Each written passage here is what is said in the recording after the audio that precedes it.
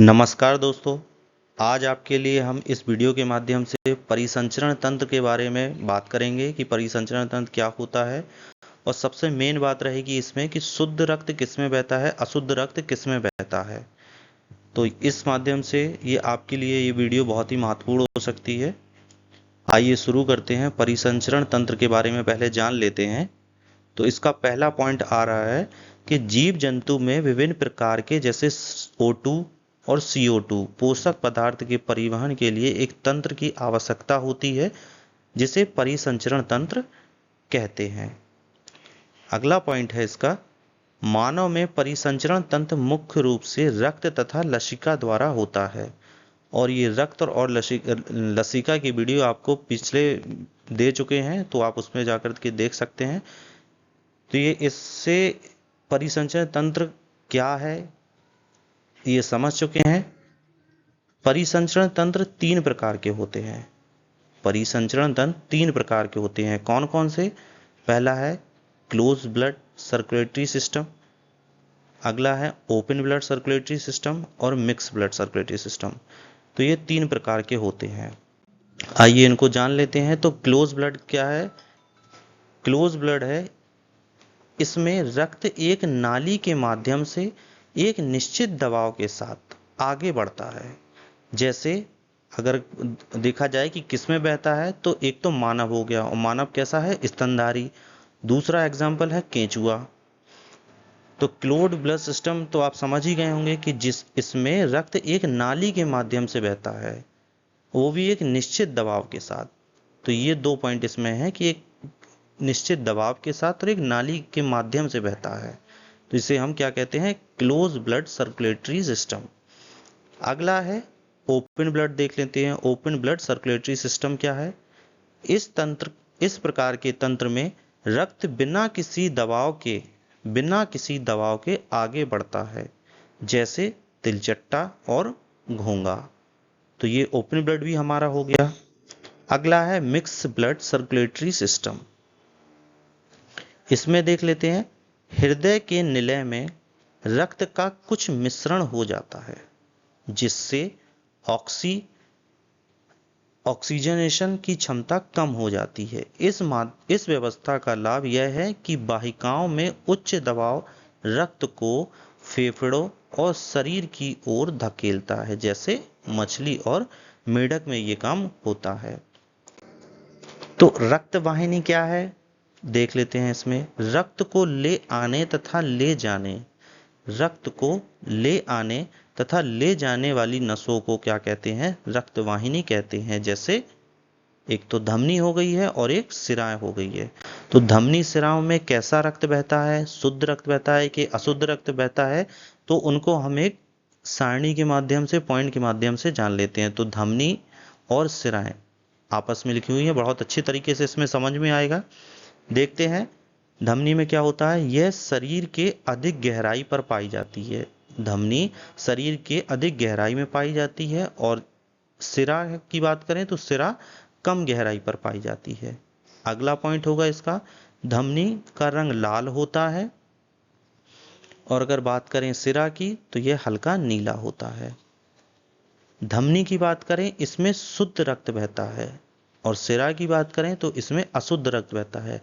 अब ये शुद्ध और अशुद्ध को कैसे याद करें? तो हल्की सी एक ट्रिक है याद करने के लिए बस, कि अगर बात करें धमनी, तो धा से धमनी होता है, और धनी, अब जैसे अब धनी लोग कौन होता है? जिसके पास पैसा ज़्यादा होता है।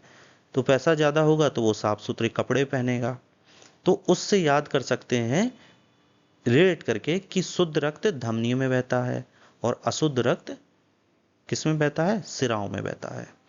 अगला पॉइंट है इसका, यह खाली होने पर चिपकती नहीं है। अगर धमनी खाली हो जाए, वैसे तो होती नहीं है, खाली हो जाने पर चिपकती नहीं है। और अगर सिरा की बात करें तो यह खाली होने पर चिपक जाती है। अगला पॉइंट है रुधिर का पीएच मान अधिक होता है। धमनी में रुधिर का पीएच मान अधिक होता है, और अगर सिराओं की बात करें तो सिराओं में रुधिर का पीएच मान कम होता है। यहाँ ये काम लिखा है लेकिन ये मिस्टेक है थोड़ी सी टाइपिंग में, ये कम हो जाएगा। अगला पॉइंट है इनके भीतर कपाट नहीं होते हैं। अगर सिराओं की बात करें तो इनके भीतर कपाट होते हैं। अगला पॉइंट है, इसमें रक्त का दाब और स्पीड दोनों अधिक होती हैं और सिराओं में रक्त का दाब और स्पीड दोनों कम होती हैं। अच्छा, ये लास्ट पॉइंट है, ये अपवाद है। हर कोई भी चीज़ हो, कोई भी व्यक्ति हो, आइडियल नहीं हो सकता है। तो अगर अपवाद क्या है इसमें ये जान लेते हैं। तो अपवाद ये है कि धमनियों में अभी तक अगर हम लोगों ने ऊपर पॉइंट पढ़ा था कि तीसरा पॉइंट इसमें ये लिखा हुआ है कि धमनियों में शुद्ध रक्त बहता है, अभी याद किए हैं, लेकिन इसमें भी धमनियां हैं। लेकिन इसके आगे देखिए लिखा हुआ है फुसफुस धमनी। तो फुसफुस धमनियों में अशुद्ध रक्त बहता है।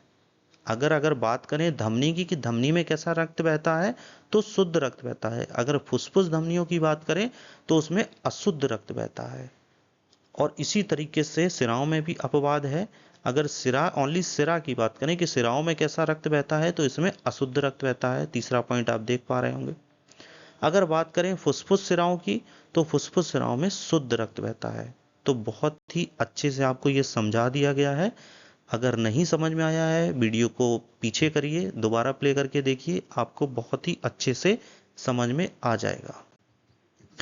अब देख लेते हैं कि हृदय से, कि मानव हृदय में रक्त परिसंचरण का मार्ग क्या है। अगर हृदय से ब्लड निकल रहा है, रक्त निकल रहा है, तो वो किस किस माध्यम से और हमारी बॉडी में कैसे कैसे जाता है, कैसे क्या होता है।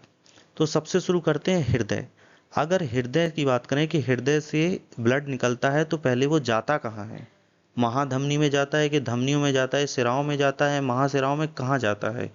तो आप एक एरो के माध्यम से देख ही रहे होंगे कि पहले अगर हृदय से ब्लड निकलेगा तो वो महाधमनी में जाएगा, और धमनी में तो पता ही है कि शुद्ध रक्त बहता है। तो सबसे पहले वो क्या जाएगा? धमनी में। ये धमनी है, पहले जाएगा, सबसे पहले जाएगा महाधमनी में। और ये धमनी से हल्की सी बड़ी होती है। पहले महाधमनी में जाएगा, फिर धमनी में जाएगा, फिर छोटी धमनी में जाएगा। आपको याद करने में कोई प्रॉब्लम भी नहीं होनी चाहिए। सबसे पहले बड़ी चीज, महान लोग, बस रिलेट करने के लिए, थोड़ा सा याद करने के लिए रिलेट करिए कि महाधमनी में जाएगा, फिर धमनी में जाएगा, फिर छोटी धमनी में जाएगा, और फिर जाएगा केशिका में। और केशिका के बाद फिर बस छोटी सिरा में जाएगा, सिरा में जाएगा, फिर महासिरा में जाएगा। ये हल्का सा उल्टा है। तो ये आपको सर्कल के माध्यम से अच्छे से समझ में आ रहा होगा कि महाधमनी में, फिर धमनी में, फिर छोटी धमनी में, फिर केशिका में, फिर छोटी सिरा में, फिर सिरा में, फिर महासिरा में, और फिर हृदय में वापस चला जाता है। अगर बात करें अब केशिका क्या है, क्योंकि ये महासिराएं तो पीछे देख चुके हैं किसमें क्या बहता है, कैसा रक्त बहता है। केशिका की बात करें तो देख लेते हैं, यह एक पतली नस होती है। इसमें शुद्ध और अशुद्ध दोनों रक्त बहते हैं, दोनों रक्त बहते हैं या मिलते हैं। केशिका, अगर बात करें केशिका को आप देखना चाहते हैं तो बहुत ही अच्छे से आप मिरर के सामने खड़े हो जाइए और अपनी आंखों को खोलिए। आंखों में स्पष्ट दिखाई पड़ती हैं कि छोटी छोटी जो हम लोगों को दिखाई देती है ना, नशे की तरह होती है, ये केशिकाएं होती है।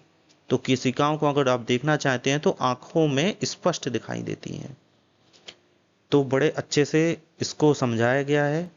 आशा करते हैं आपको ये वीडियो पसंद आई होगी, समझ में आया होगा सारा, जो भी हृदय के बारे में, रक्त के कहाँ कहाँ बहता है, कैसा किस में बहता है, धमनियों में कैसा बहता है, सिराओं में कैसा बहता है, ये आपको बहुत ही अच्छे तरीके से इसमें बताया गया है।